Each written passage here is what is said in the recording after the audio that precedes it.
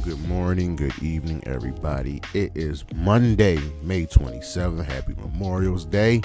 And it's time for the High Risk Wrestling Recap. Check out the socials, Charismatic Creations on Facebook and YouTube, Charismatic_Creations 52 on Instagram, and of course, the 215 on Twitter. Without further ado, let's get into the news. All Out has been moved off of Labor Day weekend. This is good. It's essentially 2 weeks after All In. Is a good little bit of spacing this time around.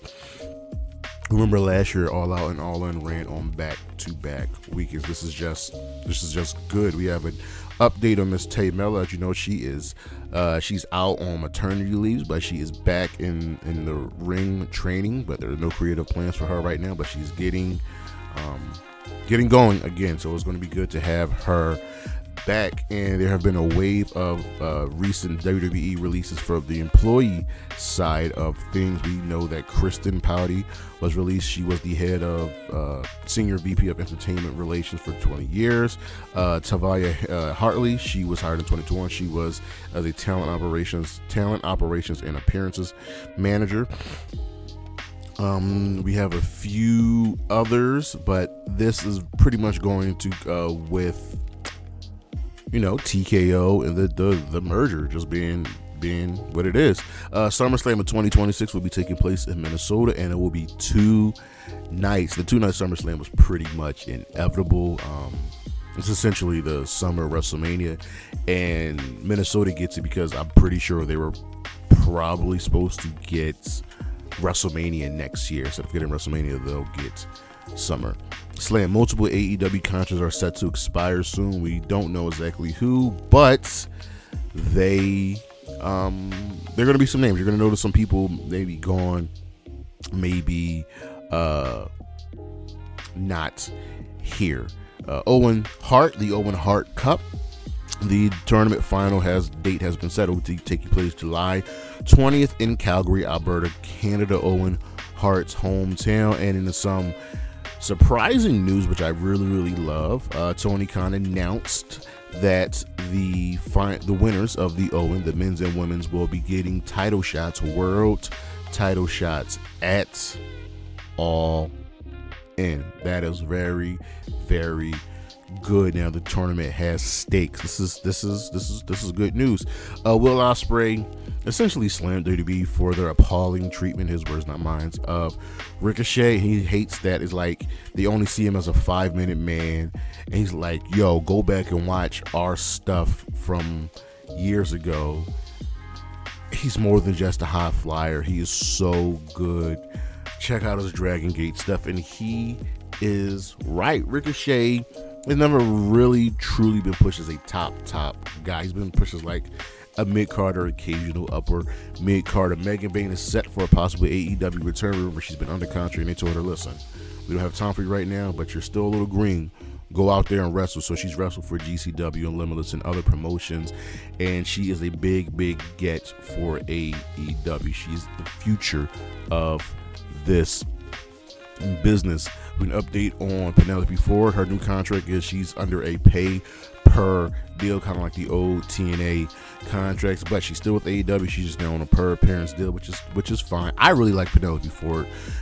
She had to take time off after suffering that miscarriage, 2 weeks into her pregnancy, so hope everything's all well with her. And Kip Sabian Mark Henry, remember we talked about these contracts, will not be re-signing with AEW. He says it's just a mutual thing.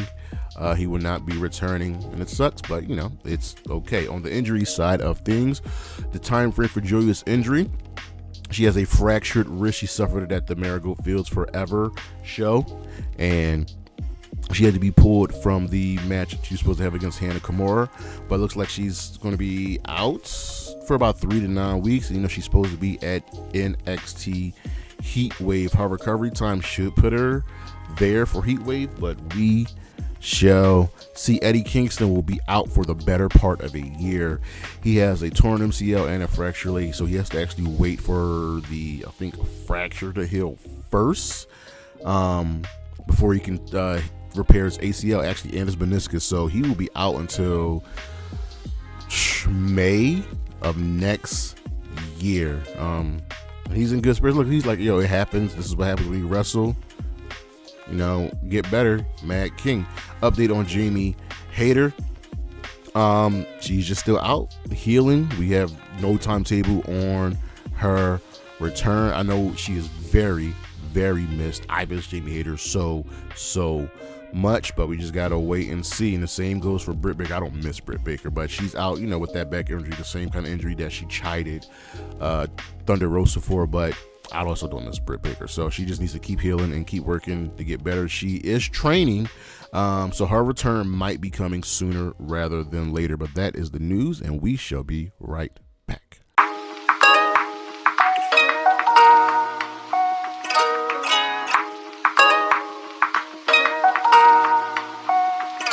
All right, let's get into the week in review. Monday Night Raw. This was the go-home show for King of the Ring, Queen of the Ring, and Sami Zayn opens up the show vowing to win Sunday. Chad Gable slammed his team, which Sami doesn't like. It is what it is. Gable defeated Sami with help from Otis. Otis actually, you know, put the hit in this time. Cruz del Toro was attacked backstage. Hopefully we find out about this. It's probably Carlito. Braun had a match against somebody named Kale Dixon, and Braun actually just murdered him. Kale Dixon is dead. He was not long for this world, and it's all because Braun was now put into the King of the Ring tournament. In a shocking upset, in my opinion, Lyra Valkyria defeated Io Sky to advance to the Queen of the Ring finals. R-Truth told The Miz that he has Andre the Giant's help for the tag team title match. Later, Braun then attacked Ricochet, or maybe he was trying to attack Dragunov. We shall find out. I think it was probably Dragunov. Gunther vows to beat Jey Uso in their King of the Ring match. Awesome Truth retained the tag team titles after an assist from Braun Strowman. They defeated Finn and JD McDonough. Otis apologized to Sami. Liv vows to beat Becky after clapping back at her. Liv's like, listen, I'm in the wrong for what? You cheap shot me, so I cheap shot you back, and now I'm in the wrong. Damage Control comes out to fight you, and I bounce because they ain't got beef with me, and I'm in the wrong. Nah, I don't work like that. Damian Priest wants to know what went wrong with the tag team title match and tells JD to handle Braun Strowman. All right. Shayna Baszler and Zoe Stark defeated Maxine Dupree and Ivy Now, Katana Chance and Kaden Carter, and Damage Control to earn a tag team title shot at a later date, because it definitely wasn't at King of the Ring.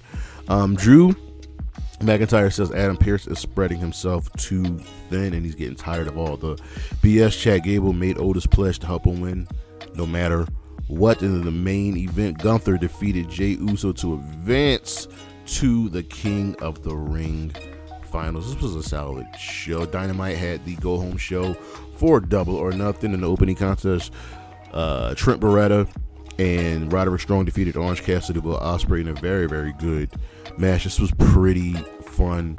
After the match, Ospreay was beaten down by the Undisputed Kingdom, just absolutely murked, and it just, you know, I mean, it just goes down that way. But Ospreay finally has a loss on his resume, even though I still think he should have lost to Cassidy. The Bucks hired Sanjay Dutt and Saddam Singh to break Bryan Danielson, so it'll be main event for the evening. Darby Allin is banned from the building. Death Triangle return to attack the Bang Bang Gang. Shibata and Hook vow to both become the FTW #1 contender in a winning a triple threat match that also featured Brian Keith. Chris Jericho was on commentary, and later Brian Keith approached Jericho about something. We had a TBS Championship video package. Takeshita that defeated Matt Sydal, and the Mox came out, punched Takeshita, and just left. Swerve was sitting in the gorilla position, and and the Young Bucks seat. They're clearly coming for this man. Swerve defeated Nick Wayne in a really good match, in a Patriarchy attacked Swerve. And as Christian tried getting away, Prince Nana returned and Swerve DDT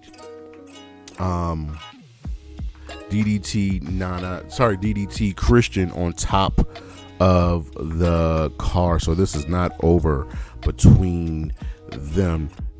Nick Wayne is that dude. He really is. But We move on from that to Cassidy defeated Matt Sydal. Like I said earlier, Malakai Black defeated Kyle O'Reilly, and then Black received a brood bath. You know what that is? That's when the blood is dropped from the ceiling. Toni Storm and Mariah May defeated Saray and Harley Cameron, and I'm really impressed with Harley Cameron. I am really, really impressed with Harley Cameron. Deeb attacked Toni after the match and got her flag back and just would not let go of the submission hold in the main event. Bryan Danielson versus Satnam Singh ended in the DQ after Jeff Jarrett and his crew attacked. The Tony Khan returned with Darby Allin, who showed up with a flame thrower. So yeah, that's how Dynamite ended over on Impact. We got the next man up mentality. Matt Hardy and Ryan Nemeth defeated Moose and Eddie Edwards. Nick Nemeth returned to make the save, so Nick and Ryan get a tag team title shot because Matt Hardy wants the world title. ABC says they will face each other to get back on the same page. Just, you know, some friendly competition right there. The Rascals won a squash match, and Steve Macklin attacked them both. He said that was payback. And Mike Santana's next, and Santana came out and challenged him to a match. Like, yo, let's do it, son.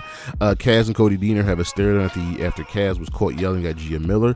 Deaner says he deserved that attack from Jake something and wants to make amends. The Goodhands tried and failed to attack them both, and then Deaner and Jake defeated the Goodhands in a tag team match. The System vowed to break Matt Hardy and Joe Hendry. Hendry was like, I tried this once and failed. Jordan Grace retained the Knockouts Championship over Marty Bell, and Marty Bell's tag team partner Allison Kay, as they are known as the Hex, attacked Jordan Grace after the match. This is where Grace got like part of her ear ripped off.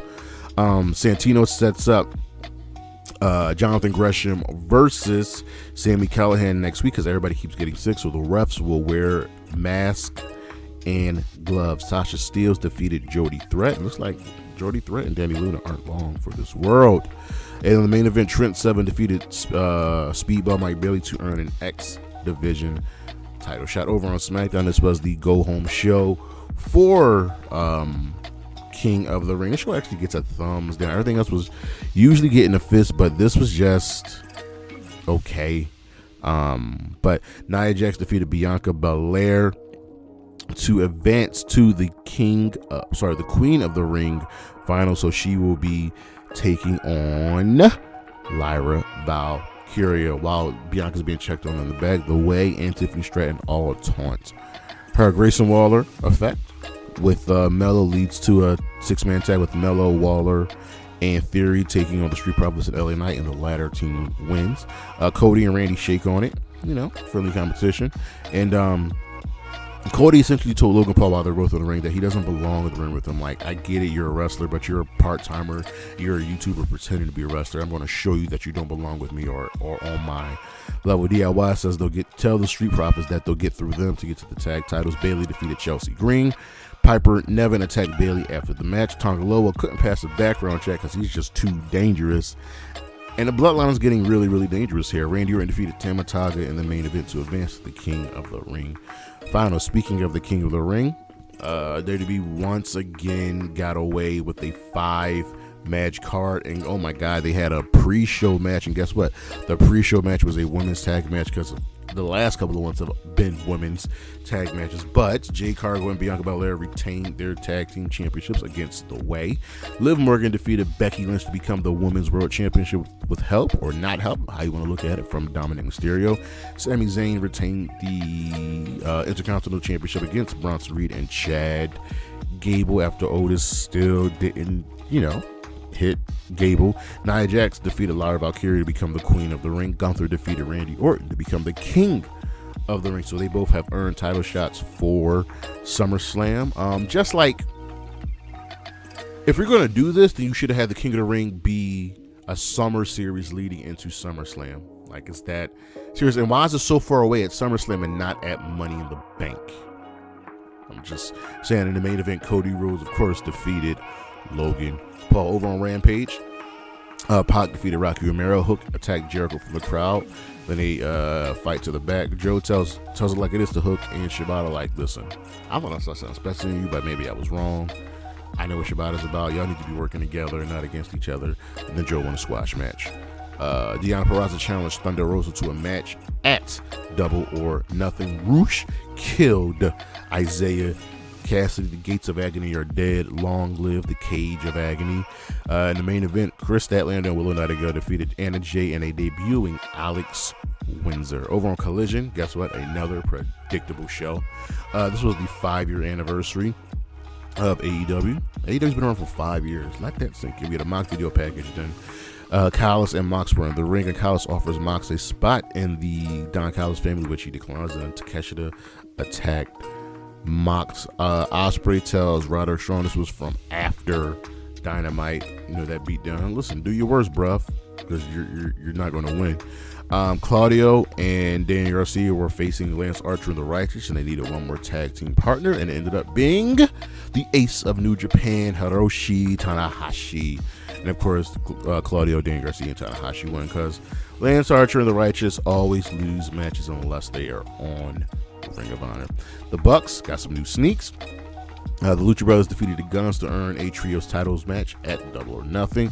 Jericho celebrates being the longest reigning for the world champion. He's also the youngest for the world champion. This is good stuff. His gimmick is really, really good. Kyle O'Reilly won a squash match. We had a hype video for the TBS Championship match. The House of Black won a fatal 4-way tag team match in Dark. Adam Copeland will be returning. Tony Storm had a really good promo. Mariah May defeated Layla Hirsch. I wish this got more time. I also wish there were more women's matches on Collision. This can't be it. This can't be it. Serena D promo. We had a world title hot video in the main event. Bryan Danielson and FTR defeated Jeff Jarrett, Jay Lethal, and Satnam Singh. Collision is becoming irrelevant, and it can't be like that. Our matches of the week from Monday Night Raw: Lyra, Valkyria versus Io Sky in a Queen of the Ring semifinals match. From Dynamite, Will Ospreay and Orange Cassidy versus Roderick Strong and Trent Beretta. Malakai Black versus Kyle O'Reilly, and Swerve Strickland versus Nick Wayne. From Impact, Trent Seven versus Speedball Mike Bailey. And from Double or Nothing, Will Ospreay versus Roderick Strong for the International Championship. Mercedes Mone versus Willow Nightingale for the TBS Championship, and the Anarchy in the Arena match. Could there have been a King of the Ring match here? Maybe Cody versus Logan, but I digress. Our stars of the week it's gotta be 4 people: Nia Jax, Gunther, Will Ospreay, and Mercedes Mone. But that is the show. Thank you for listening. Thank you for watching. Schedule will be coming up this week. And don't forget to check out the socials: Charismatic Creations on Facebook and YouTube, Charismatic_Creations 52 on Instagram, and of course the 215 on Twitter. That is our show, and I will see you later this week. Peace.